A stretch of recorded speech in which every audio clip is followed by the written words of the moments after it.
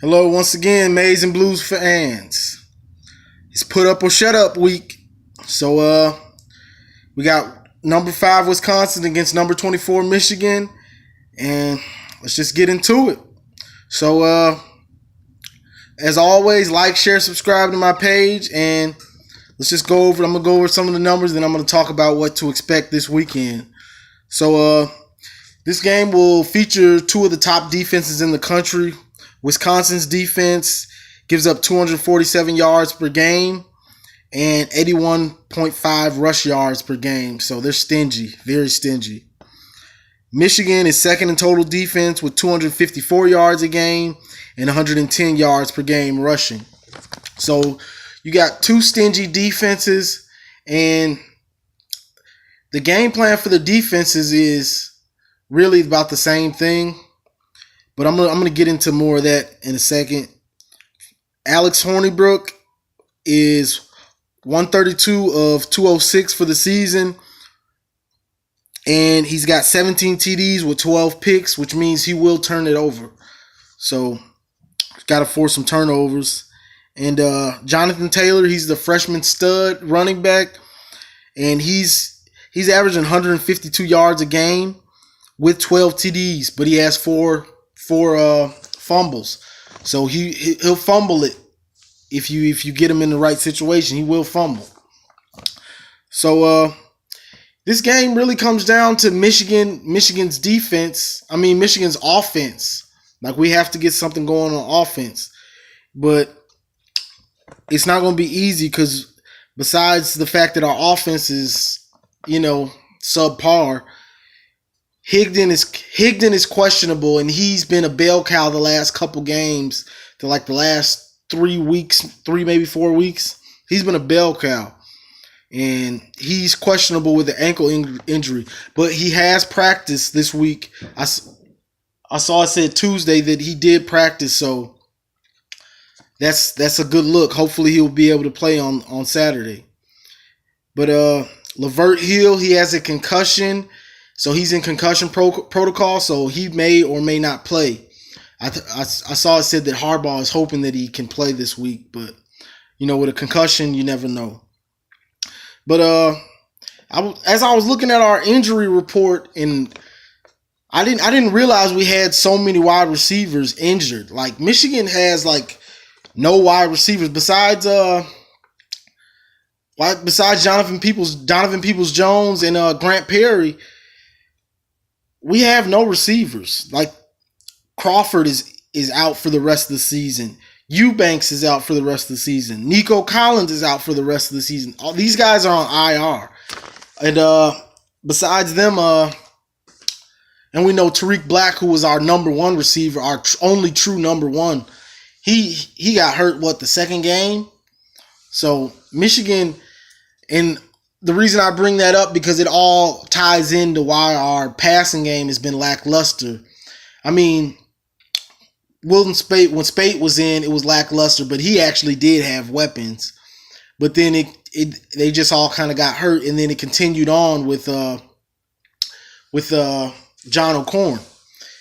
But for this game, really, it just is, like I said, it's going to come down to Michigan's passing game being able to make Wisconsin's safeties in their defense not put 8 in the box and just shut down our running game, knowing we can't throw the ball down the field. So if we can't throw the ball down the field, they're gonna have 8 in the box, and they're gonna be smashing our running plays every time. So hopefully our offensive coordinator has had enough time to scheme up some plays so we can get some receivers open and tight ends and just move the ball downfield. So those safeties have to play back and stay honest and not have 8 in the box to where they're just lighting us up on the run every time.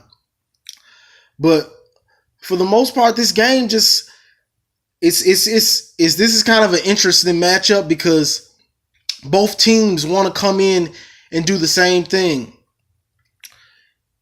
We both have great defenses, but the difference is Wisconsin's passing game, they actually have somewhat of a passing game.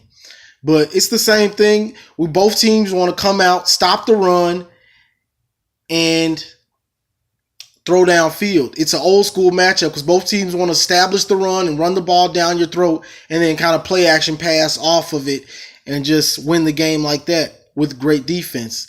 So Michigan is going to, we have to put, if Hornibrook comes out and beats us by throwing the ball down the field, then that's just then we'll just have to take that.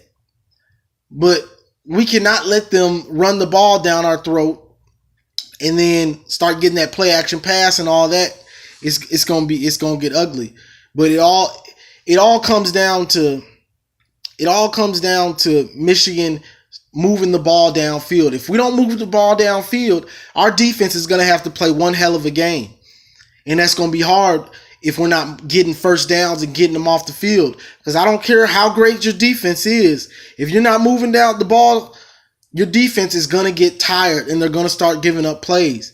Because we've all been watching Michigan all year. Michigan's defense will normally give up 1 or 2 scores in the first half, might miss on misdirections or a cutback play where they just over pursued, and then second half they make the adjustments and then they get stiff. But if we're not moving the ball and getting them off the field, they're going to get tired and they're going to lose confidence just because they know our defense isn't doing anything. So it all comes down to us moving the ball and getting points on the board to hype the defense up, keep the defense confidence to make them want to come out and make plays, get the ball back to our offense. So it's just pretty much that's all it is. But another thing, we need Quinn Nordin. We have to get this guy back on board. I'm hoping he's got his confidence back, because this may be a low scoring game. If our defense comes out and shuts down, and way our offense is, it may be low scoring. And if it's a low scoring game, Nordin will come in huge if he can get back to hitting those 50-yarders. Like, this dude can kick from 60 yards, but kickers' confidence is so fragile. Like, these dudes can make a 50-yarder and then miss an extra point, and then their confidence is just shot, and then they just start missing everything. And that's kind of what we've seen from Nordin. And it probably didn't help that Harbaugh went off on him, because their psyche is so fragile as a kicker. It's amazing how fragile their psyche is. One day they can have it, then all of a sudden they're gone for the rest of the season, and they're just missing everything. So I'm hoping he's got his confidence back, because if it's a close game, he will come in so huge, and he could maybe win this game if it's a nail biter. But I'm worried about this game, but this is the game that we need. We're the underdog. We're going in their house, and if we want to get back up in the higher rankings, this is the game. Like, these 2 games are so paramount for us for this season, to end this season with some type of momentum and just keep that momentum going in the next season.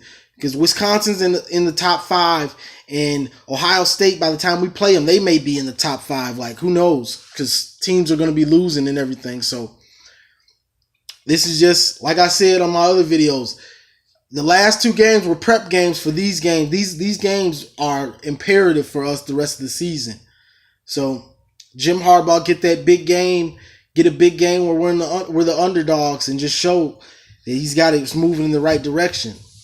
But Michigan's a young team. Like, we're young and we're injured. Like, we're injured right now. We have no wide receivers. Some of our best defensive players are nicked up.